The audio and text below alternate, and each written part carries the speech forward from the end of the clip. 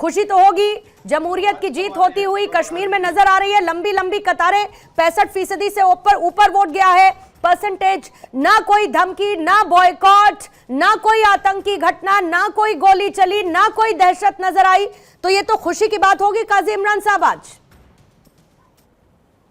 देखिए, बहुत अच्छी बात है। इसकी मुबारकबाद के हकदार पूरे जम्मू कश्मीर के लोग हैं।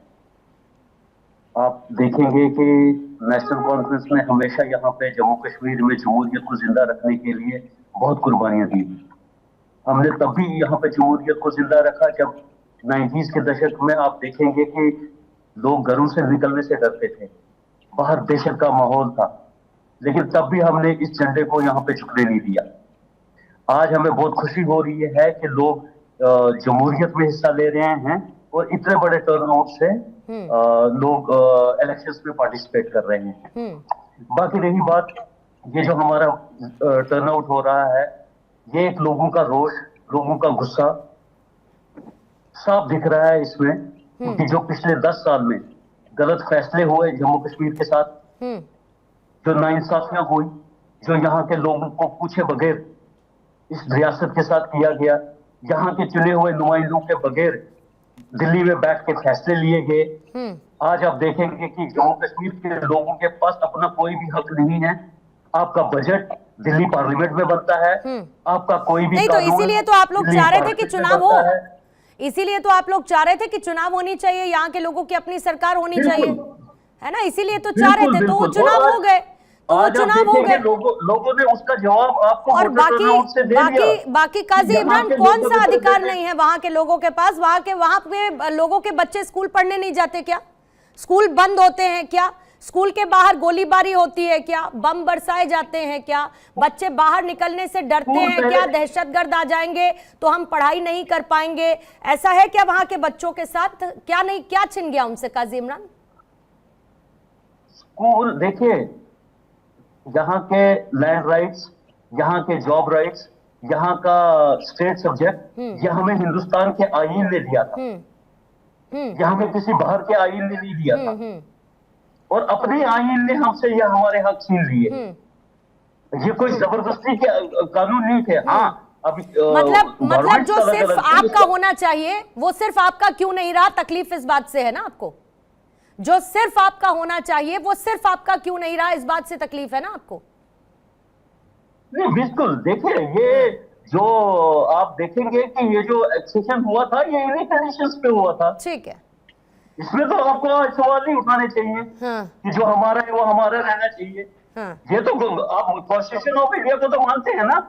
यहाँ आप मानते हैं जो बताइए, आप नेशनल कॉन्फ्रेंस क्या मानता है वो बताइए। आप मानते हैं ना? नेशनल कॉन्फ्रेंस बताइए क्या मानता है? आप इसी आईन के तहत इस वक्त आप मुझसे सवाल पूछ रहे हैं ना? इसी आईन के तहत आप पूछ रहे हैं। नहीं, आप बताइए ना कि नेशनल कॉन्फ्रेंस क्या सोचता है। नेशनल कॉन्फ्रेंस को दिल खोलकर बात करनी चाहिए, क्या दिक्कत है बताइए। बिल्कुल कर रहे हैं हम कब पीछे रहे? हम अपने लोगों की बात कर रहे हैं। हमने अपने मंशूर में दिया है कि हम स्टेट के लिए लड़ेंगे, हम फिर 370 के लिए लड़ेंगे, हम फिर बाकी देश के बाकी राज्यों के लोग आपके अपने हैं ही नहीं वैसे भी, क्यों? क्या बोल रहे हैं? बाकी देश के राज्यों के लोग तो आपके अपने हैं ही नहीं। सब हमारे हैं, सब आपके अपने हैं, उनकी बात करते हैं आप तो सेक्लूडेड राइट्स की बात करते हैं, आप उन अधिकारों की बात करते हैं जो सिर्फ आपके होने चाहिए, वो किसी के नहीं होने चाहिए। जो सिर्फ आपका है वो आपका है, वो किसी का नहीं होना चाहिए। हम अपने लोगों के लिए लड़ते हैं, अपने लोग में मतलब मसलन आपके वही लोग जिनके साथ आपकी सियासत चलती है काजी इमरान। ठीक है, सोहित जी भी हमारे साथ है, दीपक झा भी इस वक्त हमारे साथ जुड़े हुए हैं, और बीजेपी की प्रवक्ता शाजिया इल्मी भी इस वक्त हमारे साथ जुड़ी है। रुकिएगा सब, काजी साहब आती हूँ, काजी साहब मिलेगा समय, काजी साहब मिलेगा समय, रुकिए जरा, रुकिए साहब।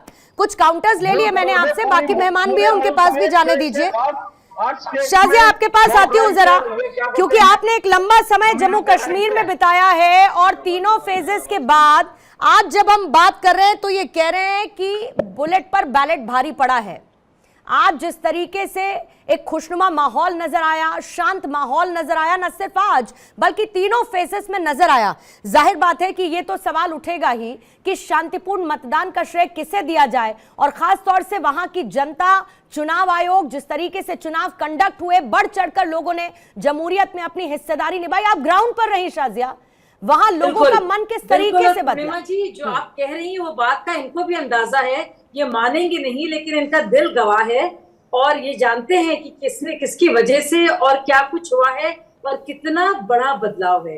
ये तब्दीली ऐसी है कि बयान नहीं की जा सकती, महसूस की जा सकती है, और जो भी बाशिंदा है वहां इस बात को कहता है। तो ये एक ऐसा एहसास है जिसका आभास पहले नहीं हुआ था। और आप यकीन नहीं करेंगी, मैंने करीब 20 दिन बिताए हैं वहां पे और अलग अलग जगह में गई, और अगर वो लोग भाजपा की तारीफ ना करें, कुछ भी कहें, लेकिन कह रहे थे हम लोग इतने खुश हैं, एलजी साहब ने जो किया वो बेहतर है और इससे बेहतर कुछ हो नहीं सकता था हमारे लिए। उन्होंने ये भी कहा कि जान है तो जहान है। मतलब माँ बाप कह रहे हैं कि पहली बार ऐसा हुआ है कि स्कूलों में बच्चों को भेज पा रहे हैं, हमें किसी बात का खतरा नहीं है कि बच्चे लौटेंगे कि नहीं। लोग ये भी कह रहे हैं कि ऑफिस जा रहे हैं और आ रहे हैं, और वो कैलेंडर देखिए, पहले वक्त में क्या होता था कि हड़तालें होती थी, स्ट्राइक्स होती थी, कैलेंडर निकाला जाता था, एक दहशत और दहशत का माहौल था। और आप खुद जाके देख लीजिए, मेरी बात पर यकीन ना कीजिए, मेरे जो भाई यहाँ बैठे हैं मुख्तलिफ पार्टीज के, अंदर अंदर वो भी जानते हैं जो मैं कह रही हूँ वो सच है, वो भी महसूस करते हैं। मुझे बार बार बिल्कुल दबे स्वर में इन्हीं लोग के साथियों के जो प्रवक्ता हैं और मेंबर्स हैं, उन्होंने बताया भी, देखिए कि शाजिया बाजी इससे इनकार नहीं, दीदी बोलते हैं वहां पे, बाजी आपा नहीं बोलते हमारे कश्मीरी भाई। तो कहते हैं शाजिया दीदी देखिए, आप हम लोग कह नहीं पाएंगे लेकिन वाकई में बहुत फर्क हुआ है। तो मैं आपको आंकड़े दे सकती हूँ, मैं आपसे कह सकती हूँ, देखिए जीडीपी जो था 1.17 लाख करोड़, अब हो गया 2.45 लाख करोड़ 8 सालों में। मैं आपको बता देती हूँ कितने मेडिकल कॉलेजेस बने हैं, एम्स 2 बने हैं, आईआईटी बना है, आईएम बना है।